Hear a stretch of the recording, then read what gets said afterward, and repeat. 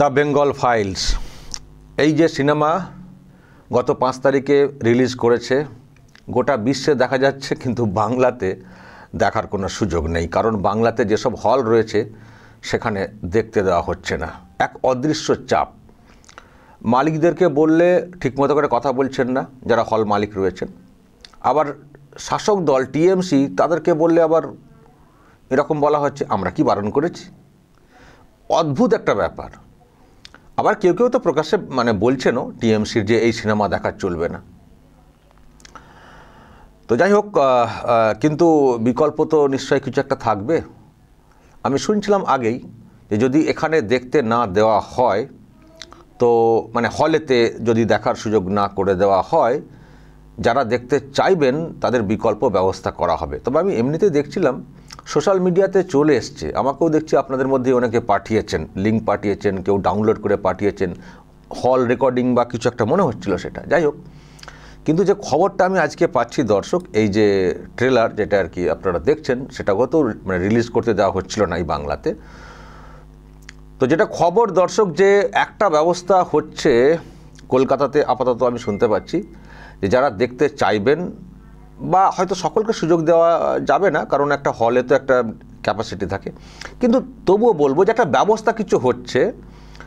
কেন্দ্রীয় সরকারের নিয়ন্ত্রণে যেসব জায়গাগুলো রয়েছে সেই রকম হলেতে একটা ব্যবস্থাপনা কিছু হচ্ছে এই দ্য বেঙ্গল ফাইলস সিনেমা দেখানোর জন্য। তো তারই মধ্যে যেটা খবর পাচ্ছি যে ন্যাশনাল যে লাইব্রেরি রয়েছে কলকাতায়, সেখানেও একটা ব্যবস্থা হচ্ছে। তো যারা এই উদ্যোগী ভূমিকা নিয়েছেন তাদের আমি একজনকে এই মুহূর্তে অনলাইনে ধরার চেষ্টা করছি, একটু জানার চেষ্টা করব কি হচ্ছে, সাধারণ মানুষেরও কোনো সুযোগ থাকছে কি না সেখানে দেখার।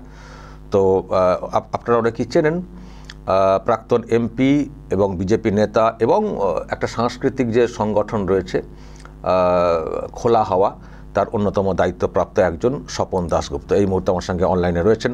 স্বপনদা, আপনাকে আরামবাগ টিভিতে স্বাগত জানাই। আমি শুনছিলাম এক খবরও সামনে এসছে যে আপনারা কি একটা ব্যবস্থা করছেন দ্য বেঙ্গল ফাইলসকে দেখানোর জন্য, এবং প্রথম যেদিন দেখাবেন সেদিন নাকি যিনি ডিরেক্টর বিবেক অগ্নিহোত্রী এবং অভিনেত্রী যিনি পল্লবী যোশী, তারাও সব আসছেন। একটু ব্যাপারটা জানতে চাই যে কি উদ্যোগ নিচ্ছেন, কোথায় নিচ্ছেন, কাদের জন্য নিচ্ছেন। দেখো, 5 তারিখে সারা ভারতবর্ষে বেঙ্গল ফাইলস দেখানো হচ্ছে 5 তারিখের থেকে। তো এখন প্রায় 1 সপ্তাহ হয়ে গেল। এখানে কিন্তু পশ্চিমবঙ্গে আয়ুষ্মান ভারত যেমন পশ্চিমবঙ্গে নেই, বেঙ্গল ফাইলসও সেরকম নেই। তো আমাদের একটা ছোট পদক্ষেপ আমরা নিচ্ছি, যে বেঙ্গল ফাইলসটা সিবিএফসি সেন্ট্রাল বোর্ড অফ, যেটা সেন্সর বোর্ড বলা হয়, সেখান থেকে ক্লিয়ার আছে। তার দেখানোটা তো অবৈধ না, এটা কোনো ইল্লিগাল কাজ হচ্ছে না। কিন্তু কোনো, তুমি যারা কথাটা বললে, যে কোনো হলে কোনো কোনো কারণেই অদৃশ্য একটা শক্তি এটাকে দেখাতে দিচ্ছে না। তো আমরা একটা ছোট পদক্ষেপ নিচ্ছি, যে অ্যাটলিস্ট আমরা প্রথমবার এই ন্যাশনাল লাইব্রেরির হলে, যেখানকার ক্যাপাসিটি হচ্ছে খুব ছোট, 550 জনকে দেখাতে চাইছি, আমরা দেখাতে চাইছি। এটার কারণ হচ্ছে যে আমরা বলতে চাই না যে আমরা এই সিনেমাটা, বেঙ্গল ফাইলসটাকে আমরা একদম বিরাট একটা কিছু যে এটাকে অস্কারের জন্য আমরা প্রমোট করতে চাই, সেসব কথা না। আমাদের বক্তব্য হচ্ছে যে এই বেঙ্গল ফাইলসটা ভালো সিনেমা কি খারাপ সিনেমা, এটার ইতিহাসটা ঠিক কি বেঠিক, এটা প্রপাগ্যান্ডা ফিল্ম না ওই ইতিহাস থেকে নেওয়া একটা ফিল্ম, এটা যাচাই করা আলটিমেট হচ্ছে দর্শকের। বাঙালি দর্শকরা, বাঙালিরা যদি এই সিনেমাটা না দেখে, আর কেউ কেউ নাও দেখতে পারে, কিন্তু তাদের তো সেই চয়েসটা থাকা উচিত। আমরা যদি একটা সিনেমার উপর জ্ঞান দিই, অনেক আমি দেখেছি যে অনেকে একটা মানে অনর্গল বলে গেছে সিনেমার উপর কমেন্ট্রি।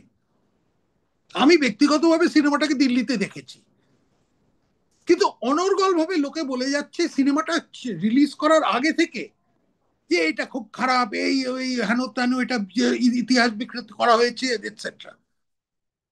আপনারা এখন এসে এটাকে দেখুন, এটা দেখে তারপর যাচাই করে বলুন যে 1946 সালে যে ধরনের দাঙ্গা হয়েছিল কলকাতায় বা নোয়াখালীতে যে যে ধরনের গণহত্যা হয়েছিল, সেগুলোকে আমরা সিনেমাতে দেখানো উচিত কি উচিত না।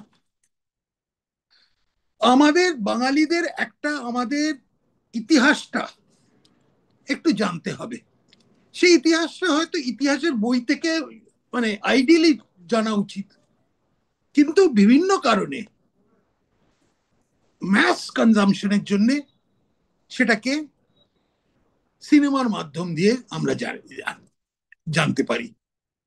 যেমন ধরুন গান্ধী সিনেমাটা যেটা রিচার্ড অ্যাটেনবরো করেছিল 1980-র দশকে, সেটা দেখেই কিন্তু অনেকে গান্ধীজি সম্বন্ধে অনেক কিছু জ্ঞান পেয়েছিল। ঠিক বেঠিক সেটা আলাদা ব্যাপার, কিন্তু গান্ধীজি সম্বন্ধে অনেক মানুষ ওই গান্ধী সিনেমা থেকেই জেনেছিল। তো সেরকম ভাবেই আমরা মনে করি যে এই বেঙ্গল ফাইলসটা দেখলে একটা বিতর্ক হোক।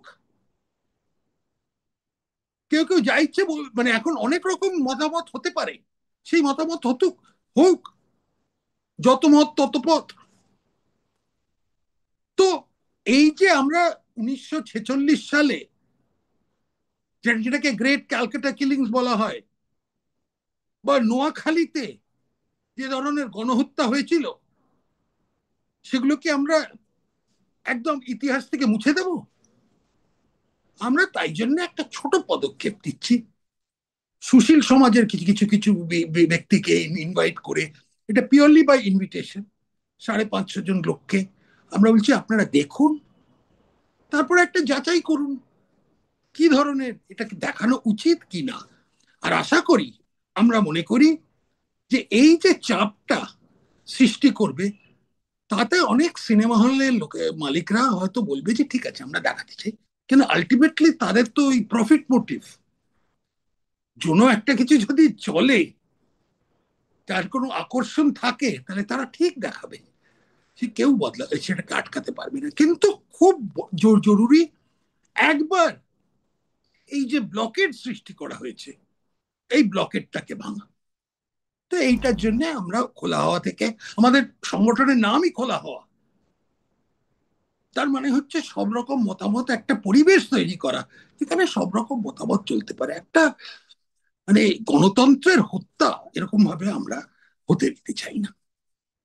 তার মানে যেটা বলতে চাইছেন যে যে একটা বাধা তৈরি হয়েছে সেটা খোলার চেষ্টা করছেন, যারা হল মালিক রয়েছেন তাদের মধ্যে একটা কনফিডেন্স আনার চেষ্টা করছেন যে হ্যাঁ এটা দেখানো যায়, এবং আপনারা যে ইনভাইট করে একটা দেখাচ্ছেন আমন্ত্রণমূলক, সেখানেও বিভিন্ন জগতের লোকজন থাকবেন, তারাও যদি পরবর্তী মানে দেখে একটা রিয়াকশন দেন, হয়তো সেখান থেকে একটা জায়গা বেরিয়ে আসবে যে অন্ধকার করে রাখার যে চেষ্টা হচ্ছে, একটা আলো হয়তো বেরোতে পারে, মানে পর্দার মানে দেখার একটা আলো যদি বলি আর কি, সেটা বেরোতে পারে, সেই চেষ্টা করছেন। কারণ আপনাদের পক্ষে এটাও সম্ভব নয় প্রত্যেকটা মানুষকে মানে একেবারে আলাদা আলাদা করে ব্যবস্থা করে দেখানোর, সেটা করতেও দেবে না এই শাসক। তাই দেখুন না ন্যাশনাল লাইব্রেরিতে আপনারা যে আয়োজন করেছেন, কখনো আবার বাধা বা পুলিশ পৌঁছে যায় কিনা সেটাও ব্যাপার রয়েছে। তবে আপনারা যে একটা উদ্যোগ নিচ্ছেন যে এটা দেখানো যায়, দেখানো উচিত, মানুষ দেখতে চাইছেন, দেখার পরে মানুষের রিয়াকশান আসছে যে হ্যাঁ এমন কিছু না যেটা বলা হচ্ছিল যে দেখানো যাবে না, এই বার্তাটা কোথাও আপনারা হয়তো বের করতে চাইছেন, যাতে করে হল মালিকরা তারা তাদের প্রফিটের কথা মাথায় রেখেই তারা নিশ্চয়ই করবেন, কিন্তু তাদেরও ভয়টা কাটবে, হয়তো সেই জন্যই আপনারা সেই উদ্যোগটা নিচ্ছেন। কিন্তু আমি আবারও বলবো, চাইছি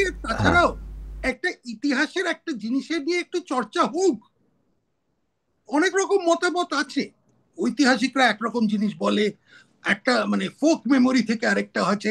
এই গোপাল পাঁঠা নিয়ে একটা অনেক বড় বড় এখন কথা হচ্ছে, তিনি কে ছিলেন, তার একটা ছোট্ট রোল আছে অবশ্য আমি বলছি, কিন্তু এই গান্ধীজির কি রোল ছিল, সুরাওয়ার্দী কি করেছিল, এইসব অনেক রকম প্রশ্ন আসে। এইসব যে চরিত্র, তারা আমাদের অনেকের কালেকটিভ মেমোরি থেকে মুছে গেছে, সেটা তাই বাঙালিদের একটু দরকার নিজেদের ইতিহাসটা নিয়ে এই সম্বন্ধে একটু জ্ঞান নেওয়া। তার সঙ্গে যে এখনকার সমাজের মধ্যে কি আছে তার কি কোনো সম্পর্ক আছে, কোনো কানেকশন আছে, তাই কোনো প্রাসঙ্গিকতা কি আছে, এটা সেই প্রশ্নগুলোও আসছে এর মধ্যে। দেখা যাচ্ছে লোকজন, আমার একটা মতামত থাকতে পারে, আরেকজনের 10 রকম মতামত হতে পারে, সেই মতামতগুলো কি মানে চেপে রাখা যায় না। তুমি যে কথাটা বললে, অন্ধকারের মধ্যে তো আমরা কোনো মানে কোনো ধরনের এনলাইটেনমেন্ট পেতে পারি না। আজকে বাঙালি মানে সমাজে কি মানে একটা তুমি চিন্তা করে দেখো, সারা ভারতবর্ষে একটা ফিল্ম চলছে, কোন কোন জায়গায় ভালো করছে, কোন কোন জায়গায় খারাপ করছে, সেটা আলাদা ব্যাপার। পশ্চিমবঙ্গে না, এটা কি মানে সোভিয়েত ইউনিয়ন আগে চীন ছিল, যে কমিউনিস্ট চীন, যে আমরা এইটা বলবো এটা হয়তো মানে কোনোদিন থট পুলিশ বলে একটা জিনিস আছে, সে থট পুলিশ কি এখানে কার্যক্রম করে, মানে তারা কি এখানে রাজত্ব করে? আশা করি করে না। তো সেই সমাজের নিচে মানুষের চাপে যদি নিচ থেকে চাপটা আসে, তাহলেই আমরা এই ধরনের একটা বিষাক্ত পরিবেশটাকে একটা কোনো সুস্থ জায়গায় নিয়ে আসতে পারি। তো কেন করছে তাহলে? যে মানে টিএমসিতেও তো অনেক লোকজন আছেন এবং যিনি নেত্রী তিনি তো নিজেকে বিরাট শিক্ষিত সাহিত্যিক বলে বলেন, প্রচার করেন, তাহলে বাধাটা কিসের, আপত্তিটা এত কিসের আপনার কি মনে হয় ব্যক্তিগত? আমার মনে হয় যে অনেকগুলো জিনিস আছে যেটা নিয়ে তারা লজ্জিত, তাদের রাজনীতির সঙ্গে এটা মানে না, তাই তারা এটা দেখাতে চায় না। কেন অনেক রকম প্রশ্ন আসবে, আমি এখন বেশি কিছু বলতে চাই না, আগে লোক দেখুক, তার একটা রিয়াকশন হোক, তারা বলুক ভালো লাগছে কি খারাপ লাগছে, কি ধরনের রিয়াকশন আসে, সেই প্রশ্নগুলো যখন আসবে আর যে চর্চাগুলো হবে, ধরো 1 সপ্তাহ পরে তুমি যারা দেখেছে তার মধ্যে 5-6 জনকে তুমি ইন্টারভিউ করে জিজ্ঞেস করো যে তাদের কি মতামত, তাদের কি প্রতিক্রিয়া। আমরা দেখাচ্ছি এখন, মানুষের উপর পুরোটা ছেড়ে দিচ্ছি, তারা এখন ইটস আপ টু দেম। ওকে, অসংখ্য ধন্যবাদ। স্বপন দাশগুপ্ত সরাসরি ছিলেন। দেখা যাক কালকে আপনারা যে আয়োজনটা করছেন মানে কিরকম সাড়া পান, তারপর রিয়াকশন তো অবশ্যই দেখব। কালকে কোনো ঝামেলা হবে না এবং সুষ্ঠু পরিবেশে আমরা দেখাতে পারবো।